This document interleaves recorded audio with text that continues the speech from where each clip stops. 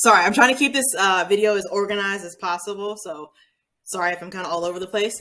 But yeah, as far as interviews, I'm going to make this like a general overview of the types of interviews that I encountered, just because like I'm not, I don't want to like cross the line or anything.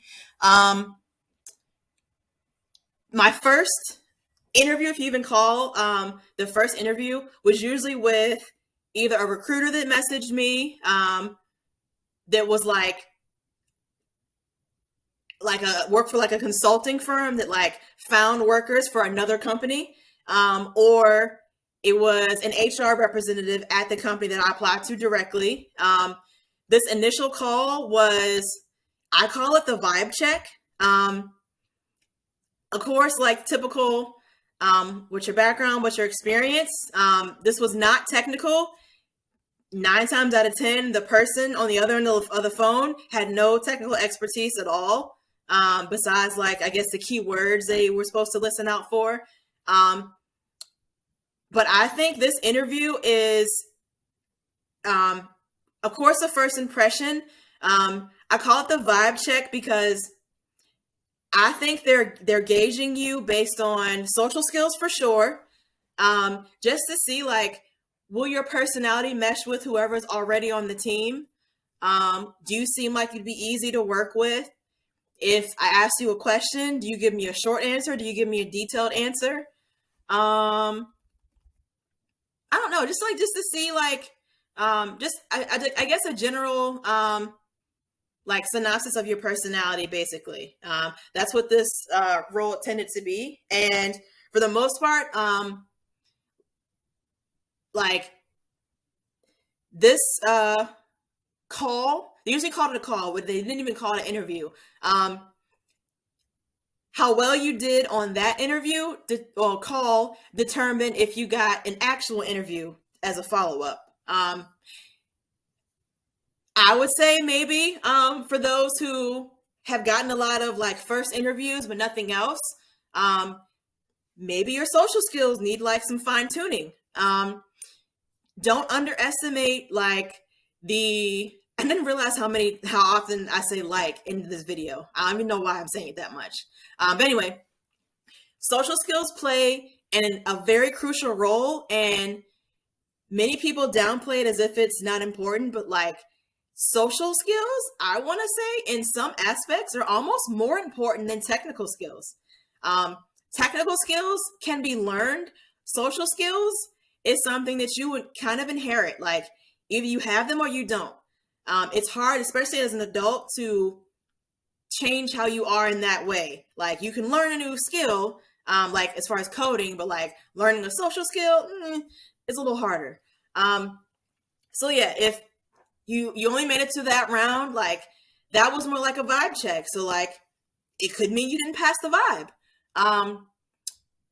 Maybe, are you an introvert? So something to keep in mind, like, do you come off as like being like too in your shell? Like, I don't know, maybe like they didn't necessarily like the answer to your questions. Maybe you didn't elaborate on your answers to their questions, because you have to realize that's your first impression. That call is usually pretty quick, like 15 minutes, 30 minutes, something like that.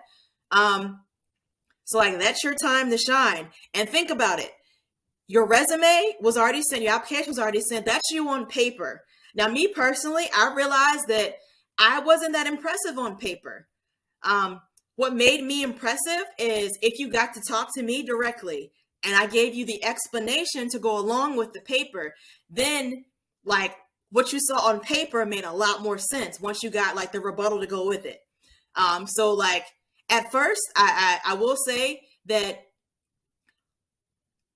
I was scared to talk about my past career because, like I said, a lot of content creators out there will say, you know, don't mention this, don't say you're self-taught, don't say you're aspiring. Like basically anything that made you remotely unique, they tell you not to mention it. And like I realized later on that, in my opinion, that was like terrible advice, just because they're producing a lot of robots. Like we're all giving the same example, same story. Like what's going to set us apart? Like you're what, like washing away anything that was unique about you. So be careful with that.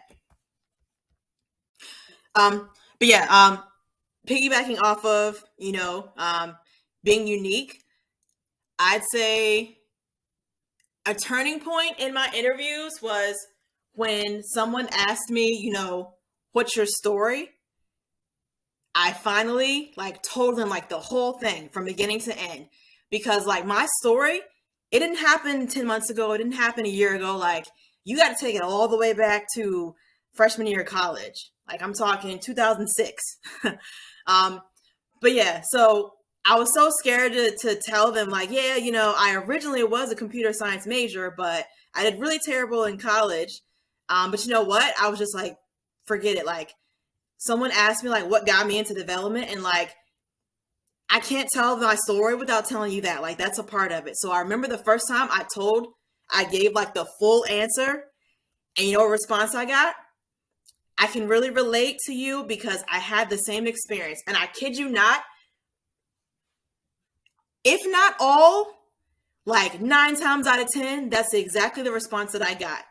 You will be surprised how many people that are interviewing you are also self-taught. Literally had the same, they're not from tech. They ended up in tech, but they're not originally from tech.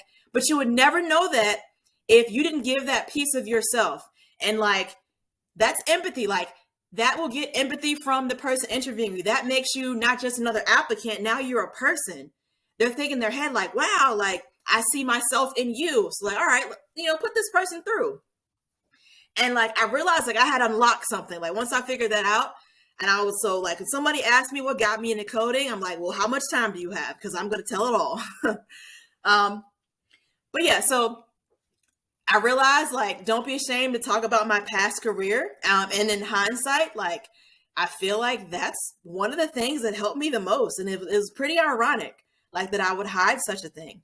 But yeah, so I definitely just gave them the full story. And once I started being comfortable talking about myself and just being vulnerable, I guess, I got to the next round. Not every place, some people, some companies didn't care about that. And you know what? I was talking to one of my friends, shout out to you, Andrew. And he was if I have to change something about myself, hide something about myself, or don't do something, in order for you to want me, to accept me, then I probably don't want to work for you in the first place. And I was you know what? You're absolutely right. If you think about it, you spend 40 hours of your life at a job. It would behoove you to spend that time somewhere that you actually want to be, and to spend it somewhere also at a place that wants you, for you. Because I see some people say tell them what they want to hear, basically try to make yourself sound like something you're not, in essence. And to be honest, I think that's how imposter syndrome is brewed, really. Think about it. You may start off subtly, I won't say I'm self-taught, even though I am. I won't say I'm aspiring, even though I am. And then before you know it, you just added more and more layers to the point that you've pretty much given a company the impression that you're here when you're really only down here. So say you get a job, and all right, it's no more telling me what you can do. Now it's time for you to show me what you can do. Even in an interview, they're all right, now here's this code test, or and I feel that's where imposter syndrome creeps up on some people, just because they portrayed themselves to be at a certain level when they weren't, which it was nothing wrong with you saying, hey, I'm a beginner. The right company does not care about your current skills. The right company looks at your potential. They want to know 3 months from now, how much can you learn? So keep that in mind. One thing I realized, once I learned to find the company that fit me instead of forcing myself to fit every company, applying became easier. The whole interview, everything became easier once I had narrowed it down to a certain type of company. All right. Another type of interview I would have is the code test. I've been sent a code test, and I had X amount of days to complete it, and then I had to send it back. I had timed code tests. I had one code test. it was the only one that was like remotely lead codey.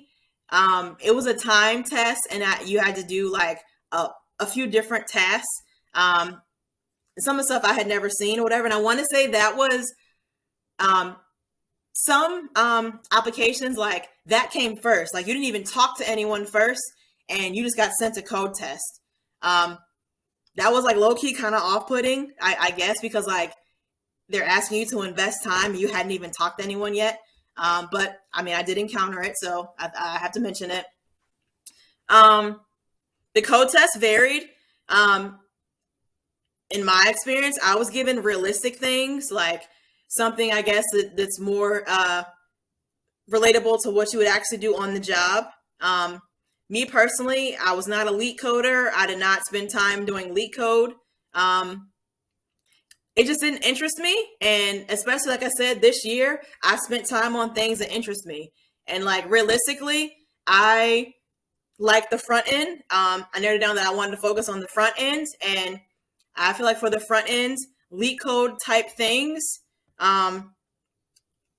are not as common. Like I'm sure it's in there somewhere before someone comments, yeah, it is. I'm just saying. I just felt like that wasn't the best use of my time. I know some people who spend like months and months and months grinding lead code for the sole purpose of just an interview. Like you may not even touch it after the fact. So I just chose not to do it. To each their own. Some people swear by it, but like I said, I'm going to keep saying it over and over and over. Everyone's journey is different. Everyone thinks something is best and you could think it's the worst. Like everybody's different. And we all potentially end up at the same place by doing different things. So if that's what you want to do, go for it. I didn't, but hey, it's up to you. The code test, I always wonder, like with code test, was it a matter of you got it right or wrong, or was it like, what am I going to say? Was it just like to see something, like a test within a test, if that makes sense? And it really just depends on the company. Like some people, the code test is just like to see how you think, like what happens when you get stuck.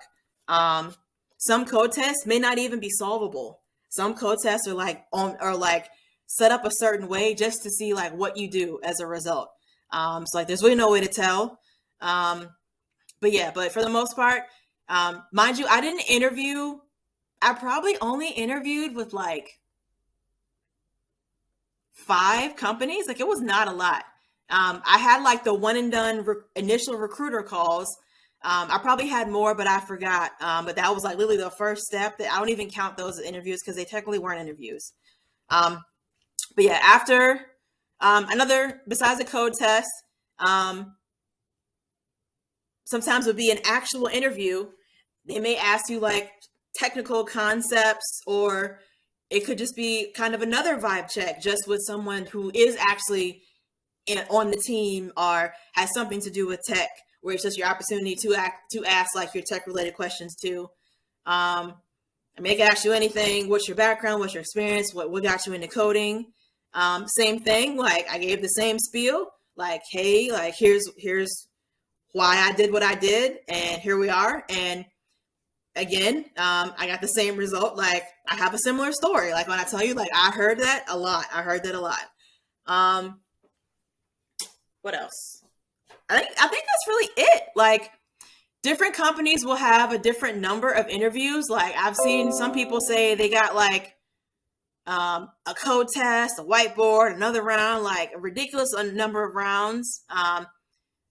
The most interviews that I had for one company was 4, I think. I think it was 4.